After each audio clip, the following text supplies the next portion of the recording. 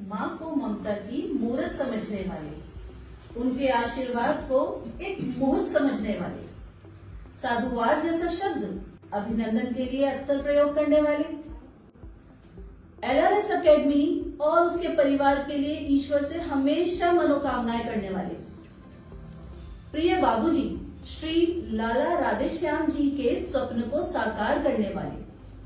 Dear viewers, I am praising of the director of LRS Group of Schools and Colleges, Mr. Sanjeev Agrawal ji, who is actually exemplifying the famous proverb, that is, when work, commitment and promises become together and there is no scope of having no success on the platform.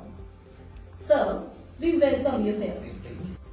So, we are honored to have you here and eagerly waiting for you to share the mantra to come off with flying colors. Sir, सबसे पहले मेरा आपसे यह प्रश्न है कि आपको school की आधारशिला रखने की प्रेरणा कहाँ से मिली? एलआरएस एकेडमी हमने 2003 में स्टार्ट किया। एकेडमी अपनी पूरी करके आया है। तो 2003 आज से लगभग 21 साल पहली बात है। तो नगीना में बेसिक शिक्षा के लिए कोई अच्छा विद्यालय नहीं था। इसकी एक बहुत बड़ी कमी थी। मेरे मन की बात ये थी कि कोई ऐसा विद्यालय यहाँ ओपन हो जिसकी शुरुआत हो, जिससे कि यहाँ के अच्छे बच्चे जो पढ़ना चाहते हैं बच्चे वो कहीं बाहर ना जाए। और इसी चीज को मन में लेकर माँ सरस्वती की कृपा हुई और हमने ये विद्यालय की नींव रखी। तो सर, आपकी बातों से तो यह आशय निकलता है कि आप समाज को एक ऐसा प्लेटफॉर्म देना चाहते हैं जिसमें प्रोडक्टिव वैल्यूज हों। क्या आप इस बात से सहमत हैं? हाँ, मैं 100% इस बात से सहमत हूँ। देखिए, आज मशरूम्स की तरह पब्लिक स्कूल खुल रहे हैं, मुझे बड़ी तकलीफ होती है। वास्तव में कोई पब्लिक स्कूल या कोई भी बेसिक शिक्षा का विद्यालय खोलने का हर व्यक्ति को अधिकार मैं नहीं मानता। मेन बात यह है कि हमारा विद्यालय जो भी हम खोलें उसमें हर बच्चे पर काम होना चाहिए। यदि एलकेजी है, एलकेजी में मात्राएं सिखाई जाती हैं, तो ये टीचर की जिम्मेदारी है, ये स्कूल प्रबंधन की जिम्मेदारी है, स्कूल के प्रिंसिपल की जिम्मेदारी, यानी सारे स्टेक होल्डर की जिम्मेदारी है कि 100% उस बच्चे को मात्राएं आनी चाहिए। यानी जिस क्लास का सिलेबस है उस क्लास का सिलेबस आना चाहिए। लेकिन मैं बड़े दुर्भाग्य के साथ ये बात कह रहा हूँ कि इस चीज को लेकर बहुत सारे लोग सीरियस नहीं है, जिसकी तकलीफ मुझे हमेशा रहती है। सर, एलआरएस एकेडमी के माली बने आप, मुट्ठी भर बच्चों को लेके आपने ये सुंदर बगिया महकाई और फिर सफलताओं की सीढ़ी तो आप चढ़ते ही रहे। जरा इस बात पर प्रकाश डालिए कि कितने बच्चे लेकर आप 2003 में इस धरती पर आए और फिर उसके बाद आपने असंख्य बच्चों की संख्याएं बढ़ाते चले गए। उस बात पर प्रकाश डालिए। 55 बच्चों से हमने एलआरएस एकेडमी की स्थापना की थी, शुरुआत की थी। 2003 में हमारे पास केवल 55 की स्ट्रेंथ थी और by the grace of God, by the blessings of the well wishers, आज LRS group of college and schools में मोर देन 8000 की स्ट्रेंथ है। 8000 बच्चों से ऊपर हम इन सारे विद्यालयों में कॉलेजों में पढ़ा रहे हैं। साथ में एक बात ये भी जोड़ना चाहूंगा कि नगीना और नगीना के सराउंडिंग के लगभग हर परिवार के बच्चे को हमने पढ़ाया है और डिस्ट्रिक्ट बिजनौर का कोई गांव ऐसा नहीं छोड़ा जिसके 1 या 2 बच्चे को हमने ना पढ़ाया।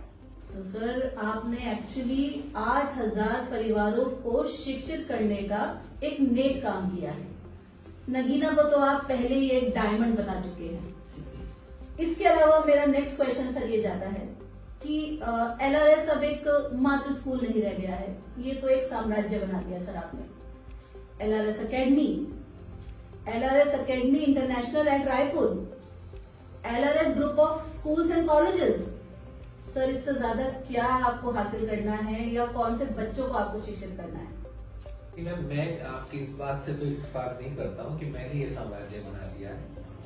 वास्तव में ये संभव हो पाया है नगीना और नगीना के सराउंडिंग के जो हमारी जनता है उनके प्यार से।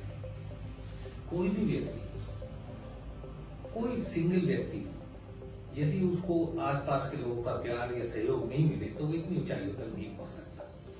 ये सब उन लोगों के सहयोग की वजह से हुआ जिन्होंने LRS पर विश्वास किया, अपने बच्चों को यहाँ भेजा।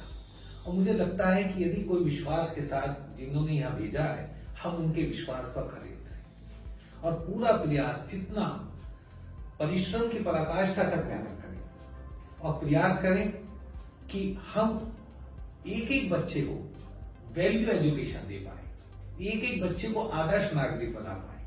और यही हमारा मेन मोटिव है कि हम बच्चों की स्किल डेवलप करें। आज पूरा वर्ल्ड जो है एक मुट्ठी में आ गया है। आप ये देखिए, पहले हम लोग कहते थे कि पढ़ेंगे लिखेंगे बनेंगे नवाब, खेलेंगे कूदेंगे बनेंगे खराब। आज सीन बदल गया।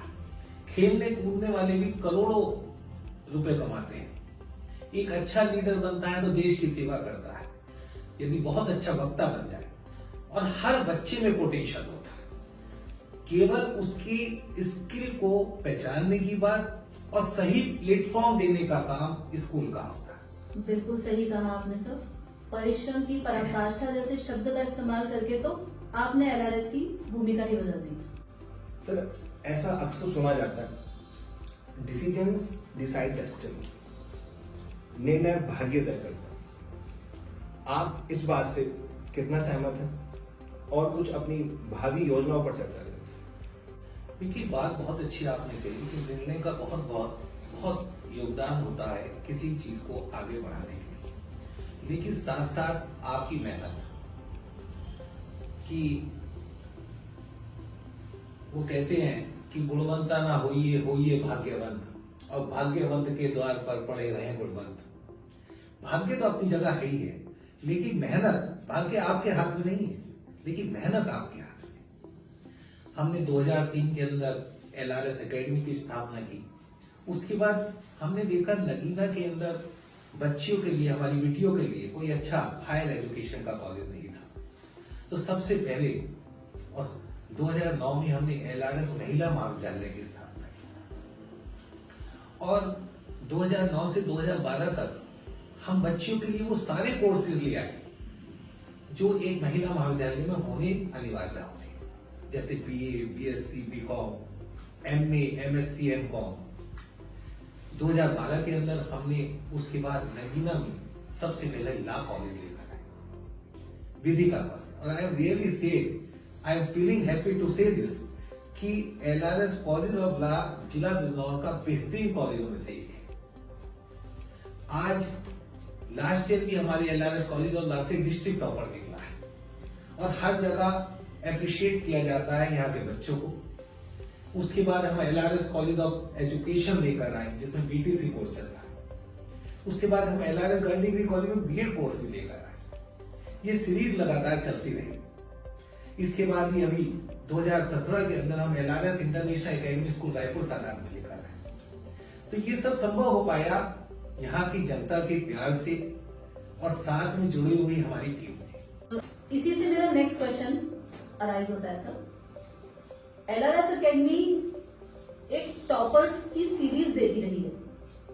टॉपर्स डिस्ट्रिक्ट लेवल पर, रीजन लेवल पर, मंडल लेवल पर, इवन स्टेट लेवल पर अगर हम बात करें तो 8 सालों से लगातार ये चेन टूट नहीं पाई है। मानसी गुप्ता बहुत ही रिसेंट एग्जाम्पल, माननीय चीफ मिनिस्टर सर के द्वारा उसको सम्मान मिलना, 1 लाख रुपए का रिवॉर्ड मिलना, साथ में उसके नाम से उसके गांव बढ़ापुर में सड़क बनने के लिए अनाउंसमेंट करना, मानसी मार्ग बनना। सर कितनी उपलब्धि मैं गिनाऊं LRS की। सर आप थोड़ा और प्रकाश डालिए। मुझे पता था कि ये क्वेश्चन आप जरूर पूछेंगे और ये क्वेश्चन आपकी ओर से नहीं है, ये क्वेश्चन जितने स्कूल, ज्यादातर स्कूल के मैनेजमेंट के मन में भी आता है। ये क्वेश्चन ज्यादा स्कूल के प्रिंसिपल्स के मन में भी आता है। ये क्वेश्चन जितने भी एजुकेशन से जुड़े हुए लोग हैं सबके मन में आता है कि ऐसा कौन सा मैजिक LRS के पास है कि यहाँ से एक साधारण बच्चा निकलता है वो डिस्ट्रिक्ट टॉपर या रीजनल टॉपर बनता है। बिल्कुल सही कहा सर आपने। तो वास्तव में मैं ये कहना चाहता हूं कि कोई भी रीजनल टॉपर या डिस्ट्रिक्ट टॉपर कोई भी हो, ये किसी एक व्यक्ति से संभव नहीं है। हमने कभी एलआरएस एकेडमी को एक स्कूल की तरह नहीं देखा। इसमें सबसे इंपॉर्टेंट होता है मैनेजमेंट का विजन। इसमें सबसे इंपॉर्टेंट होता है टीम वर्क, फैकल्टी, कि आपकी फैकल्टी कैसी है। सबसे इंपॉर्टेंट होता है पेरेंट्स का डिवोशन, डेडिकेशन, और भी बहुत ज्यादा इंपॉर्टेंट होता है बच्चों की मेहनत। जब ये सारी चीजें मिलती हैं तब डिस्ट्रिक्ट टॉपर या रीजनल टॉपर या ऐसे रिजल्ट्स आते हैं। मेन बात यह है कि जो मैनेजमेंट के विजन की बात करूं तो हमने कभी एलआरएस एकेडमी को एक स्कूल के रूप में नहीं देखा, या एलआरएस के जितने स्कूल चल रहे हैं उन्हें हम केवल ये नहीं मानते कि हमने केवल एक स्कूल खोल दिया है जिसमें बच्चे पढ़े। हम हमेशा कहते हैं, अपने टीचर्स से भी कहते हैं कि स्कूल के लिए कहते हैं कि ये जगह चीज लगाने की दुनिया नहीं है, ये इज्जत की जगह है, तमाशा नहीं है। यानी ये मां सरस्वती का टेम्पल है। हमारा सबसे पहला प्रयास होता है कि हम जो प्रिंसिपल भी अपने स्कूल में अपॉइंट करें वो बहुत अच्छी हो, एक्सपीरियंस्ड हो, और फिर हम जो टीम बनाए, I am really very happy to say जैसे टीचर्स एलआरएस के पीजीटीज जैसा स्टाफ एलआरएस का है, ये डिस्ट्रिक्ट बिजनौर के हीरा टीचर्स हैं। और फिर उन्हें ऐसा एनवायरनमेंट मिलना जहां केवल, आपने एक बात देखी होगी कि जब आप किसी सिद्ध जगह जाते हैं तो वहां हमारा मन उसी तरह हो जाता है। तो एलआरएस एक सिद्ध पीठ है। यहां पढ़ाई का माहौल है, यहां अनुशासन का माहौल है, यहां एक एक बच्चे पर काम होता है। जैसा कि मैंने इंटरव्यू के शो में ही कहा आपसे कि यदि केजी का बच्चा है तो मात्राएं आनी चाहिए, यदि फर्स्ट सेकंड का बच्चा है तो एडिशन, सब्सट्रैक्शन, डिवीजन आना चाहिए, यदि बच्चों को कर्सिव राइटिंग सिखानी है तो वो प्रॉपर आनी चाहिए। सेम जब वो बच्चे आगे बढ़कर चलती है स्टेप बाय स्टेप, तब ऐसे चमत्कार होते हैं। और आप देखिए जितने बच्चे भी हमारे रीजनल टॉपर, डिस्ट्रिक्ट टॉपर निकले हैं, ये कहीं से बाहर से आए हुए बच्चे नहीं है, ये सब वो बच्चे हैं जो नर्सरी से एलआरएस में पढ़ रहे हैं। ये सारे वो बच्चे हैं। आप देखिए, आपने अभी एक चीज नहीं जोड़ी इसमें, हमारे स्कूल का एक बच्चा Gautam Kapoor, last second year AIIMS Delhi में उसका सिलेक्शन हुआ। 16 लाख 18 लाख बच्चे नीट एग्जाम में बैठते हैं और मुश्किल से 100 बच्चे फर्स्ट 100 रैंक, फर्स्ट 110 रैंक को ही एम्स दिल्ली मिल पाता है। गौतम कपूर की 109 रैंक थी और उन्हें एम्स दिल्ली मिला, और एमबीबीएस वो दिल्ली से कर रहे हैं। आज एलआरएस के पढ़े हुए छात्र पूरे भारतवर्ष का कोई संस्थान ऐसा नहीं, चाहे वो एम्स दिल्ली हो, चाहे वो आईआईटी दिल्ली हो, चाहे वो आईआईएम बेंगलोर हो, चाहे आईआईएम केरल हो, कहीं भी बड़े से बड़े संस्थान, चाहे मलिंगा हाउस हो, चाहे द हिंदू कॉलेज हो, जहां कट ऑफ 99% जाती है, वहां भी एलआरएस के बच्चे हैं। और ये बड़ा सुखद अनुभव महसूस होता है, बड़ा अच्छा महसूस होता है जब ये लगता है कि एलआरएस के बच्चे हमारे बच्चे हैं, दिल्ली में ये बड़ी बड़ी जगह में जाकर नाम रोशन करते हैं। Sir, the achievement shared by you regarding LRS family is actually creating goosebumps within me right now. So let me go to my another question now. Sir, 2017 में आपने LRS इंटरनेशनल अकेडमी सादात की नींव रखी। ये एक बहुत छोटा सा एक टाउन, एक कस्बा माना जाता है। आपने ऐसे एरिया में स्कूल ओपन किया जिस टाइम लोग आपको ये एडवाइस देना चाहते होंगे कि एलआरएस एकेडमी नगीना के बाद तो आपको डिस्ट्रिक्ट एरियाज में जाना चाहिए था, लाइक बिजनौर या उसके आसपास। आपने लेकिन सादात जैसे एक कस्बे में, छोटे से कस्बे में इतना बड़ा एम्पायर क्रिएट किया। सा कस्बा 40,000 स्क्वायर जमीन में 1 लाख स्क्वायर फीट बिल्डिंग बनाकर सर ने खड़ी कर दी है। जितनी फैसिलिटीज हम दे सकते थे उससे ज्यादा इंटरनेशनल लेवल पे जितनी फैसिलिटीज होती हैं स्कूल्स के अंदर, सर ने वो छोटे से कस्बे रायपुर सादात में लाकर सब बच्चों को दी है। It's literally wow to hear about it. Sir इसीलिए आपने उसका नाम इंटरनेशनल रखा है। तो sir kindly just focus some light upon the same statement.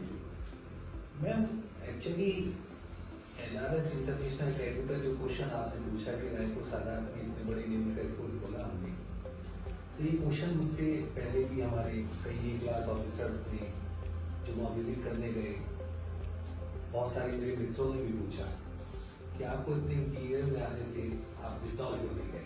Exactly. तो ये वास्तव में एक बड़ा क्वेश्चन था और चैलेंजिंग क्वेश्चन था। मेरा मानना ये है कि पढ़ने का अधिकार हर बच्चे को है और हमारे इंटीरियर एरियाज में भी बहुत बहुत पोटेंशियल है।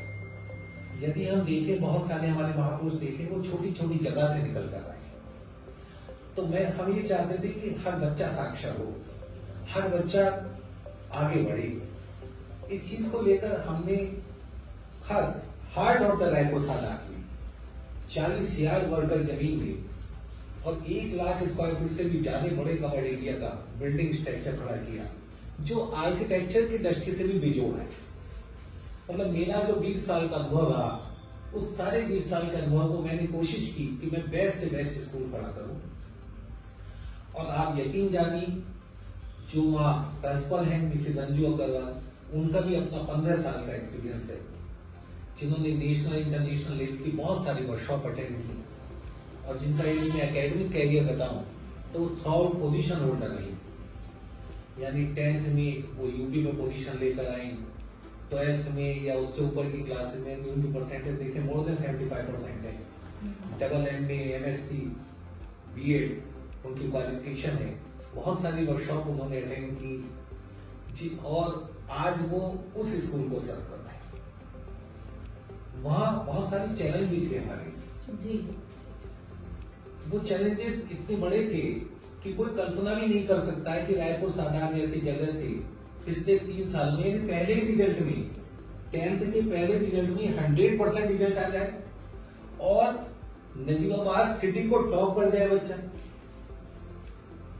चैलेंज सबसे बड़ा ये था कि वहां कोई ट्यूशन किसी बच्चे को नहीं है, पूरे स्कूल पर ही बच्चे आधारित हैं।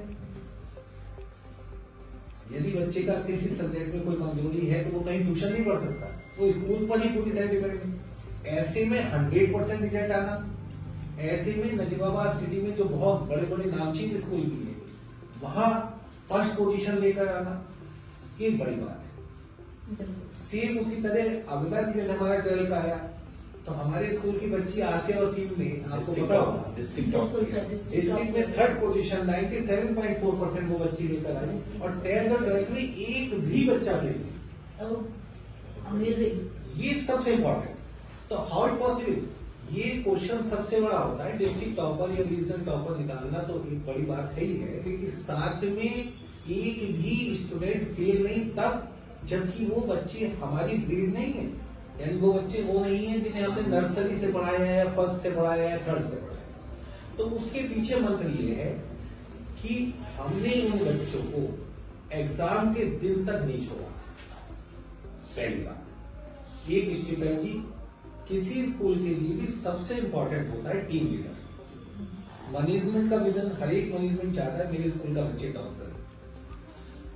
प्रिंसिपल की पॉलिसी कि वो किस पॉलिसी से अपने टीचर्स को, भाई बहुत अच्छे टीचर्स हैं लेकिन उनकी पॉलिसी अच्छी नहीं है तो वो बहुत अच्छा नहीं काम कर पाएंगे। और बहुत अच्छे टीचर्स का सिलेक्शन और उसके साथ फिर उनके साथ बच्चों के साथ लगातार काउंसलिंग, उनके पेरेंट्स के साथ काउंसलिंग, उनको एक मोटिवेट करना, उन्हें बताना किस तरह से ले करते हैं। जब ये सारी चीजें मिलकर बनती हैं तब जाकर कुछ ऐसे चमत्कार होते हैं। बिल्कुल, चमत्कार तो LRS में होते ही रहते हैं। Experience is the best teacher, it is generally known to all of us. Sir, जिस तरह से आपने कहा कि आपका 20 साल का एक्सपीरियंस, डायरेक्टर मैम का 15 साल का एक्सपीरियंस, इन सब ने मिलकर एक ऐसी चेन को क्रिएट किया जो LRS परिवार के नाम से जानी जाती है। सर, इसी परिवार के अन्य सदस्यों के लिए, इसका मतलब हमारे स्टूडेंट्स और उनके पेरेंट्स के लिए आप क्या संदेश देना चाहेंगे sir? Kindly share your wise words with all of अस। देखिए, 3 बातें कहना चाहूंगा कि पहली बात तो यह है कि हर बच्चे में पोटेंशियल है, हर बच्चा अच्छा कर सकता है। हमें अभिभावकों को किसी चीज के लिए भी अपने बच्चे को प्रेशराइज नहीं करना चाहिए। हो सकता है बच्चा एकेडमिक में अच्छा ना हो तो वो स्पोर्ट्स में अच्छा होगा, स्पोर्ट्स में अच्छा ना हो तो कल्चर में अच्छा होगा, और किसी चीज में भी यदि वो अच्छा होता है तो वो अपना कैरियर बिल्ड कर लेगा। दूसरी बात, मोबाइल से हम अपने बच्चों को दूर रखें। आज के सीन में हम देख रहे हैं कि एक छोटा सा यदि फर्स्ट और सेकंड का बच्चा भी है तो पेरेंट्स अपनी जिम्मेदारियों से थोड़ा सा पीछे हटकर उनके हाथ में मोबाइल ले लेते हैं, इनसे खेलते हो, तो उन्हें वो आदत में आ जाता है, फिर चाहकर भी आप उन्हें छोड़ नहीं सकते। तो मोबाइल जहां इनको लाभ दे रहा है उससे बहुत ज्यादा हानि हमारे बच्चों को दे रहा है। तो मेरा सारे अभिभावकों से निवेदन है कि वो बच्चों को मोबाइल से दूर रखें। तीसरा, अब 10th और 12th की बोर्ड परीक्षाएं आ गई हैं, बहुत सारे बच्चे उसे लेकर परेशान हैं। इस संबंध में मैंने बहुत सारी वीडियोस भी डाली है। एक आपके चैनल के माध्यम से भी मैं ये कहना चाहूंगा कि अभी बहुत समय है, हर पेपर के बीच में बहुत गैप है। यदि आप एक कार्य योजना अच्छी बनाकर चलते हैं तो सीबीएसई बोर्ड का एक बच्चा भी फेल नहीं हो सकता। सीबीएसई बोर्ड का यदि कोई बच्चा फेल होता है तो उसके पीछे सबसे बड़ा दोष मैं उस स्कूल का मानता हूं, जिस स्कूल के अंदर वो बच्चा पढ़ रहा है, टीचर्स का मानता हूं। यदि स्कूल में बच्चा रेगुलर है तो कोई सिस्टम, कोई दशा ऐसी नहीं बच्चा फेल हो जाए। सेम दूसरी बात यह है, यदि बच्चा बहुत अच्छा है तो यदि वो स्ट्रेटजी, बहुत सिस्टम अच्छा बनाता है, बहुत अच्छी पॉलिसी बनाता है, जिसे मैंने बार बार वीडियो के द्वारा बताया भी है, तो बहुत अच्छे नंबर अचीव करेगा। मेरा बहुत बहुत आशीर्वाद उन बच्चों के लिए है जो 10th और 12th की परीक्षाएं देने जा रहे हैं। धन्यवाद सर, बहुत बहुत ज्यादा धन्यवाद आपका। तो सर के माध्यम से आपने ये समझा कि plan your work, then work your plan. This is the particular strategy shared by our respected manager sir, mister Sanjeev Agarwal ji. Sir एक और कहावत को बहुत अच्छे से शेयर कर रहे हैं कि success comes to those only who regularly looks out for it. तो सर आपके शब्दों को सुनना, समझना, हमारे दर्शकों तक पहुंचाना हमें बहुत अच्छा लगा, और ये था एक संदेश आप लोगों के लिए। Kindly keep sharing your love and blessings to all of us. Thank you to stay tuned with us. Thank you so much sir.